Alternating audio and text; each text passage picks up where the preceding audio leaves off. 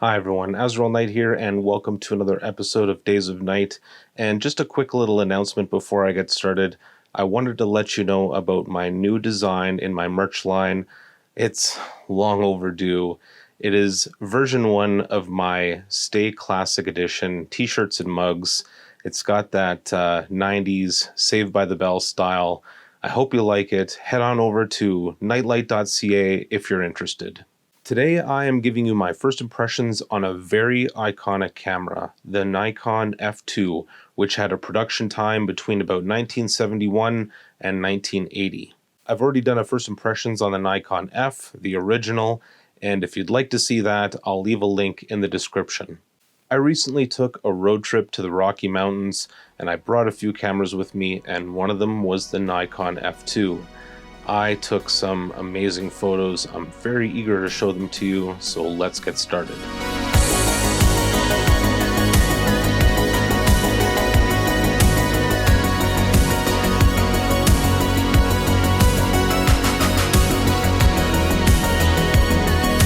Here it is, the Nikon F2. I'm just going to go over a couple of the basic functions in case you've never used one before. There are a couple of things to note that are different from a lot of other SLRs. First thing that is not going to be super obvious is that if you want to take off the lens, you have to make sure that it's set to f5.6. That way it lines up with the meter when you put it back on. If it doesn't catch with this little pin, the light meter won't know what aperture setting you're on. Next thing is that your light meter is only going to be active when the advance lever is pulled out like this, showing a red dot. This camera doesn't have a hot shoe, so you're going to need a hot shoe accessory which slides in right here. And lastly, to open the film door, you're going to turn this at the bottom here, rather than the traditional pulling at the top. To test the Nikon F2, I went to the Rocky Mountains at the BC-Alberta border. I went to a place called Emerald Lake, and I had no idea, but it was still frozen over. It was an amazing trip. To shoot Emerald Lake, I brought with me the 105mm f2.5 and this 28mm f3.5. Let's take a look.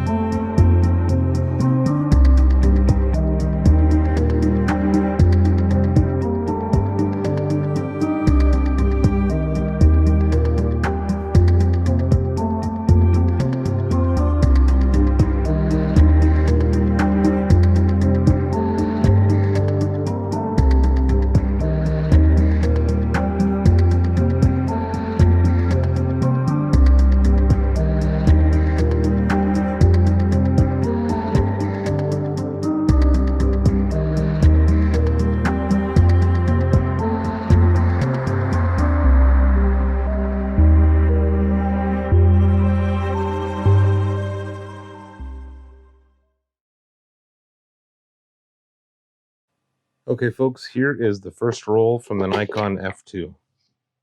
Give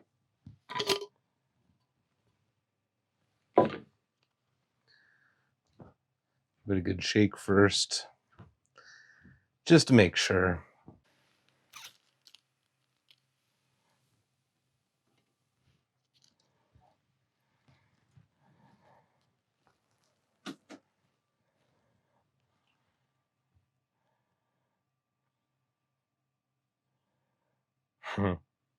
These look good.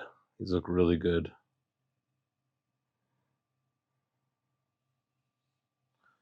Might be a couple of underexposed shots. We shall see. I know, very promising. No light leaks. Now on to the second roll. And here's my second roll.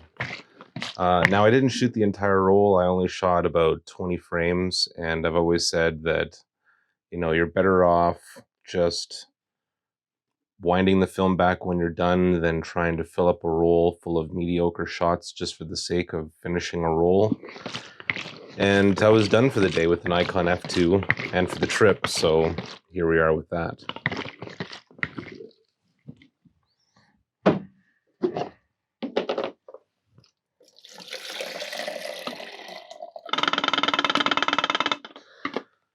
Now, because I've done the color roll already, I'm not expecting any surprises. Of course, I haven't scanned the color roll yet, but, you know, no, still not expecting any surprises. Here we go.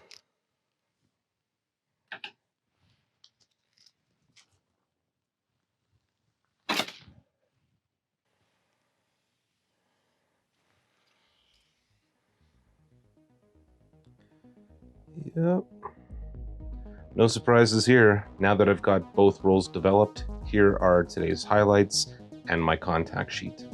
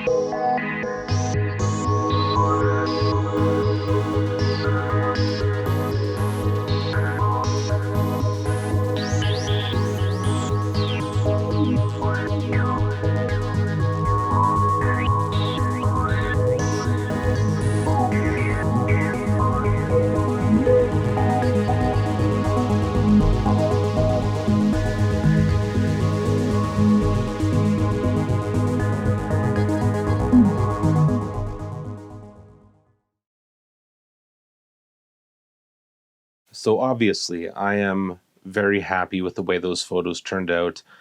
What I'm actually more happy about is that I shot both color and black and white, something I don't normally do in one go. But man, the Rocky Mountains, they look beautiful in color and in monochrome. I don't know how else to put it. I was very, very satisfied with the results that I got. I didn't know what to expect when I got to Emerald Lake. First, I just kind of walked around the cabin area and checked that out, as you saw. And then I noticed people were walking on the lake. They were cross-country skiing, they were using snowshoes, and they were even walking their dogs. Now, I've never walked on a lake before, so I was a little nervous at the idea, but I'm like, seriously, are you going to come all the way to BC, spend money on an Airbnb, come all the way up to Emerald Lake, take photos, and not walk across the lake? So I stuffed that nervousness deep down, and obviously, you know, it wasn't a big deal because lots of people were doing it, and it seemed perfectly safe, and they had paths and everything.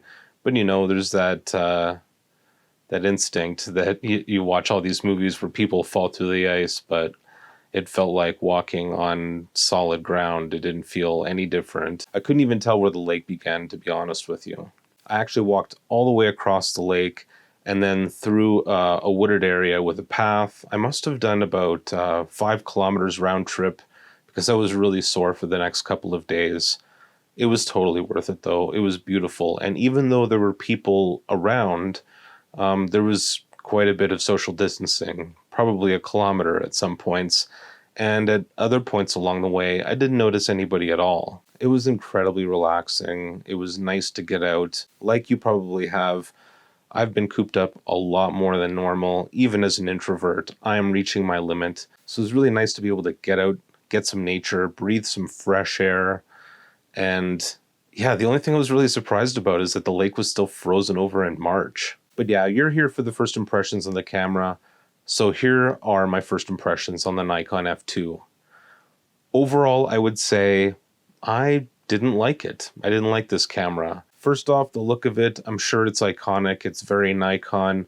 To me, I just see a crooked camera. I don't know why they couldn't have rounded it out some way to make it look the same on both sides, but I honestly didn't like it. Of course, I'm just speaking in terms of the metered top. I'm sure there were other tops for the Nikon F2 that made it look nicer, but this was as far as I know, the main form factor of the Nikon F2. When I Googled it, this is the image that I got, the same as mine. The main thing that was frustrating for me was changing the shutter speeds was a little clumsy. It was almost like you had to do this weird claw thing and sort of twist from the top because the shutter dial is 3 inches high off the body. It seems really clumsy. It seems clumsy to me. Now I know one of the other big deals with this camera is that it has a light meter, like the Nikon F Photomic, but it's too short. Like in the viewfinder of, say, a K1000, you have the whole side of the viewfinder, and that meter can sway all the way up or down. In the Nikon F2, it's this tiny little area. It seemed like you were overexposed, and it didn't matter if you were overexposed by half a stop or 3 stops. It just showed you were overexposed, and then all of a sudden you were on the level, you were good to go, and then it slowly showed you underexposure. So it just, I didn't rely on it totally. I did have a handheld light meter with me, and I did check it frequently to make sure that things matched up with the camera. Eventually, I just settled on Sunny 16.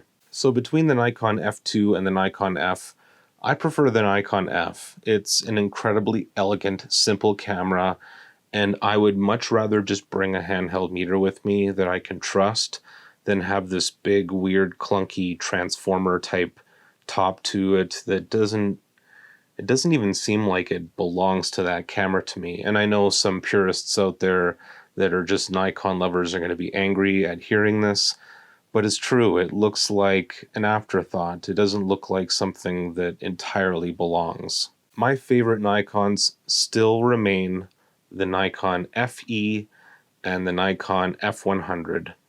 The Nikon FE is my favorite of all time, and the Nikon F100 is, I guess, my favorite too, but for different reasons. Like for mechanical, sort of do-it-yourself everything, the FE is the way to go. Nice small form factor, very simple.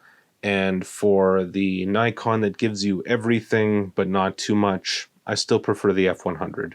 Now, as I review more Nikons, my opinions might change, but as of now, those are my favorites still.